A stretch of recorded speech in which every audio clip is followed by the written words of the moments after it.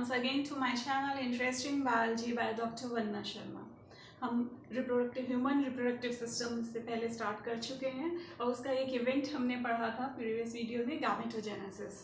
Gametogenesis means युग्मक जनन, युग्मकों के बनने की क्रिया को युग्मक जनन कहते हैं।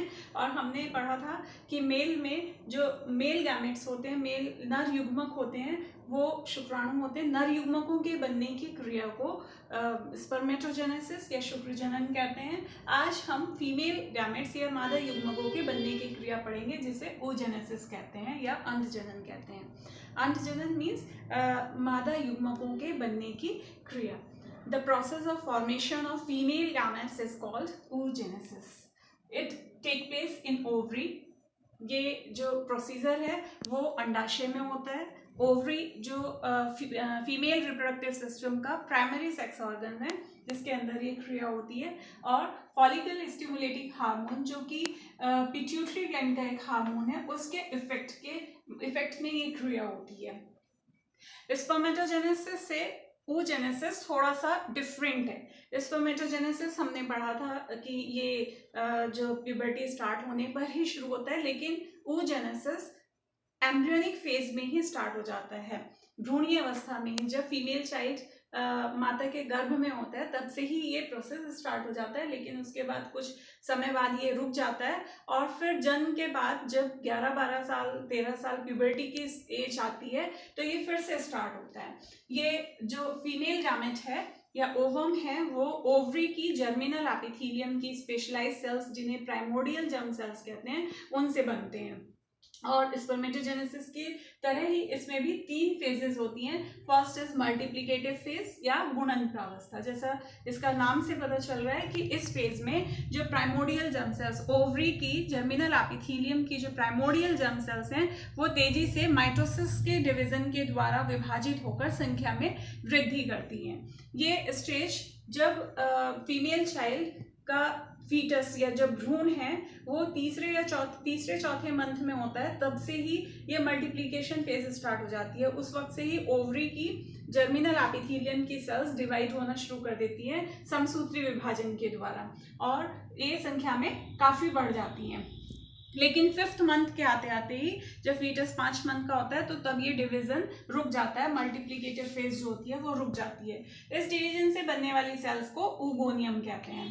अब ये जो oogoनियम है वो नेक्स्ट स्टेज में एंटर करते हैं, that is called growth phase, जिसे वृद्धि प्रावस्था भी कहते हैं। ये oogonia जो है absorb large amount of nutrition and become larger. ये काफ़ी अपनी सराउंडिंग से लार्ज अमाउंट में न्यूट्रिशन को एब्जॉर्ब करके साइज में बड़े हो जाते हैं, और अब इनको प्राइमरी oocyte कहते हैं। नेक्स्ट स्टेज, अब प्राइमरी ये ग्रोथ फेज थी, यहाँ से ये नेक्स्ट स्टेज में एंटर करते हैं, that is maturation phase means परिपक्वन प्रावस्था। यहाँ पर इनमें परिपक्वन प्रावस्था या मैच्यूरेशन फेज में मैच्यूरेशन डिवीजन होता है। मैच्यूरेशन डिवीजन मीन्स मियोसिस, इसमें मियोसिस स्टार्ट हो जाता है। लेकिन जो मियोसिस है इस प्रोफेज फर्स्ट पर जब पहुंचता है, हम लोग जानते ही हैं कि मियोसिस 2 स्टेजेस में होता है, मियोसिस फर्स्ट और मियोसिस सेकेंड। लेकिन जब ये मियोसिस फर्स्ट की प्रोफेज में ही पहुंचता है तभी मियोसिस यहाँ पर रुक जाता है, यानी कि भ्रूणीय अवस्था में ये पूरा प्रोसीजर यहाँ तक चल रहा था, मियोसिस भी स्टार्ट हो जाता है, लेकिन वो अब यहाँ रुक जाता है और निष्क्रिय जो यहाँ इसके बाद जो ये स्टेज है, ये oocyte जो है वो निष्क्रिय अक्रिय हो जाते हैं, इनएक्टिव हो जाते हैं, और इस स्टेज को एट्रेसिया भी कहते हैं। अब जब जन्म के बाद जब प्यूबर्टी अचीव करते हैं या जब सेक्सुअली मैच्योर चाइल्ड होता है, तो यानी कि जब यौवनावस्था प्रारंभ होती है, तो तब इसमें मियोसिस फिर से स्टार्ट हो जाता है under the effect of follicle stimulating hormone. और मियोसिस स्टार्ट होकर एक प्राइमरी oocyte 2 सेल्स में डिवाइड हो जाता है। लेकिन यहाँ पर क्या डिफरेंस है, स्पर्मेटोजेनेसिस में इक्वल साइज की सेल्स बनती हैं, लेकिन यहाँ पर क्या होता है कि केवल एक बड़ी साइज की सेल बनती है और एक स्मॉल साइज की। अब तक जो ये सारे जर्म सेल्स थी ये डिप्लॉयड थी, इससे बनने वाला प्राइमरी oocyte भी डिप्लॉयड था, 2n लिखा हुआ है। लेकिन मियोसिस फर्स्ट हम जानते ही हैं, उससे जो सेल्स बनती हैं वो हैप्लॉयड होती हैं, यानी कि यहाँ पर 2n की जगह दोनों में nn, एक इसका n इस सेल में आ जाता है, दूसरा n यहाँ पर, एक सेट ऑफ क्रोमोसोम्स इसमें, दूसरा इसमें। इस तरीके से एक बिग साइज की सेल बनती है जिसे सेकेंडरी oocyte कहते हैं, और जो छोटी सेल बनती है उसे फर्स्ट पोलर बॉडी कहते हैं।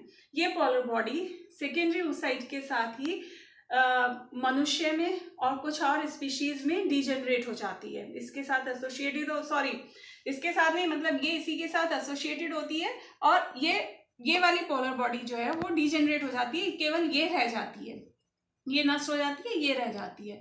लेकिन कुछ स्पीशीज में मियोसिस सेकेंड के दौरान, मियोसिस सेकेंड जब होता है तो ये भी दो में डिवाइड होकर दो और पोलर बॉडी बना देती है, लेकिन और जो होती ये भी डिजेनरेट, ये भी धीरे धीरे नष्ट हो जाती हैं। अब जब ये सेकेंडरी oocyte स्टेज में पहुंचता है तो हर मंथ में जब प्यूबर्टी स्टार्ट हो गई है तो ओव्यूलेशन एक प्रोसेस होता है। Ovulation means releasing of ovum from ovary, ovary से, अंडाशय से एग के मुक्त होने की क्रिया ओव्यूलेशन कहलाती है। तो यानी कि जब ये सेकेंडरी oocyte स्टेज में होता है, ये एग के बनने की प्रोसेस है, अभी ओवम बना नहीं है, लेकिन जब वो इस स्टेज में पहुंच जाता है, मियोसिस फर्स्ट जब हो जाता है, तो तभी वो ओवरी से रिलीज हो जाता है, ओवरी से, अंडाशय से मुक्त हो जाता है और ओविडक्ट में यानी अंडवाहिनी में पहुंच जाता है। और अब जब ये वहां पहुंचता है, इसमें जो है मियोसिस सेकेंड रुक जाता है। मियोसिस सेकेंड अभी यहाँ पर होना था, मियोसिस सेकेंड यहाँ पर रुक जाता है और मेटाफेज स्टेज में ये रुक जाता है because of the presence of few metaphase inhibiting factors. उनकी उपस्थिति में यहाँ पर ये मेटाफेज अवस्था में मियोसिस सेकेंड रुक गया। अब इसमें आगे का डिवीजन आफ्टर फर्टिलाइजेशन, निषेचन के बाद होता है। जब ओविडक्ट में फैलोपियन ट्यूब में सेकेंडरी oocyte होता है और फर्टिलाइजेशन, जब स्पर्म इसमें एंट्री करता है, फर्टिलाइजेशन होता है, तो स्पर्म जो है इसके मेटाफेज इनहिबिटिंग फैक्टर्स को नष्ट कर देता है और एनाफेज प्रोमोटिंग फैक्टर्स, मेटाफेज के बाद नेक्स्ट स्टेज आती है एनाफेज। तो एनाफेज प्रोमोटिंग फैक्टर्स को ये प्रोड्यूस करता है जिससे कि ये मियोसिस के दोबारा से स्टार्ट कर देता है। और सेकेंडरी oocyte में मियोसिस होने से मियोसिस सेकेंड, यहाँ पर ये मियोसिस सेकेंड हुआ, मियोसिस सेकेंड से फिर से दो सेल्स बनती हैं और फिर से इसी तरीके से एक बड़े साइज की होती है और एक छोटे साइज की।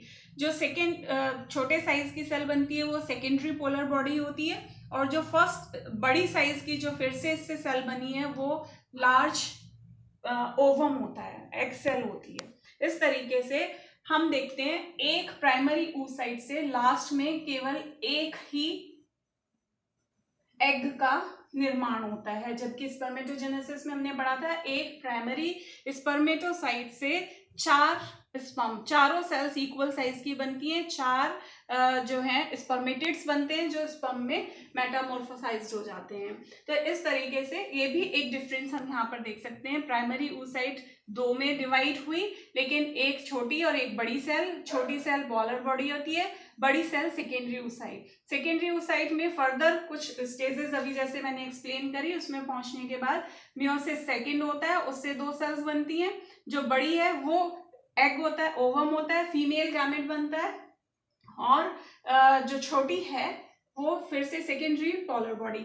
ये तीनों ही, ये ह्यूमन बीइंग में तो ये वाली पोलर बॉडी स्टेज डिवाइड ही नहीं होती है, लेकिन अगर ये भी बनती हैं तो ये सब पोलर बॉडीज तीनों जो हैं वो डीजेनरेट हो जाती हैं, केवल ये ही रिटेन रहता है। ये इस तरह से फीमेल गैमेट का फॉर्मेशन होता है। That's all about oogenesis. Stay safe and keep learning.